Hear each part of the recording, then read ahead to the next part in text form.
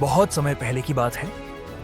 राजस्थान के एक छोटे से शहर में एक प्रसिद्ध मूर्तिकार रहता था, राजवीर।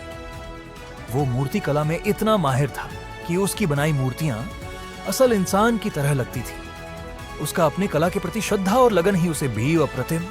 राजवीर, मुझे गर्व है कि मैं तुम्हारा गुरु हूं। ये तो आपका बड़प्पन है गुरुजी। असल में तो मैं भाग्यशाली हूं कि मुझे आपके जैसे गुरु मिले, वरना मैं अपनी कला को इतनी अच्छी तरह से नहीं निखार पाता। इसलिए आप राजवीर ने अपने गुरुजी के मार्गदर्शन से एक मूर्तिकार के तौर पर बड़ा मुकाम हासिल कर लिया था। उसकी हाथों से बनी मूर्तियां देश विदेश के लोग खरीदने आते। धीरे धीरे राजवीर का नाम भारत में ही नहीं बल्कि विदेश में प्रसिद्ध ही हुआ। वह राजवीर, तू हम सबसे बहुत आगे निकल गया यार। बड़ा घर, बड़ी गाड़ी, बड़ा नाम।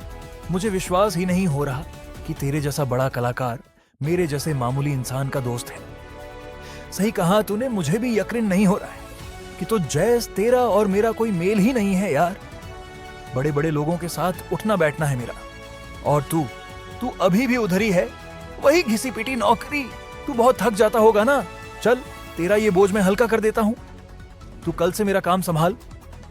ठीक है, रहने दे राजवीर, नहीं चाहिए।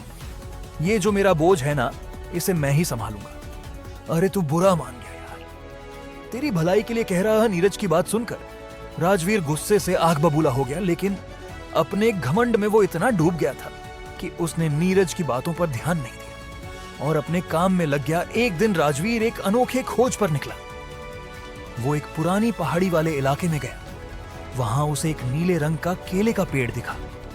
उसे देखकर राजवीर चौंक गया। उसने सोचा, क्यों ना इस बार इस अनोखे नीले केले के पत्तों से मूर्ति। राजवीर ने उस पेड़ को काटना शुरू कर दिया, लेकिन उसे काटते वक्त उससे कुछ अजीब सी आवाजें सुनाई देने लगी, मानो वो पेड़ रो रहा हो। पर राजवीर ने ध्यान नहीं दिया। वो पेड़ को काटकर अपनी कार्यशाला में ले आया और तय कि देखते ही देखते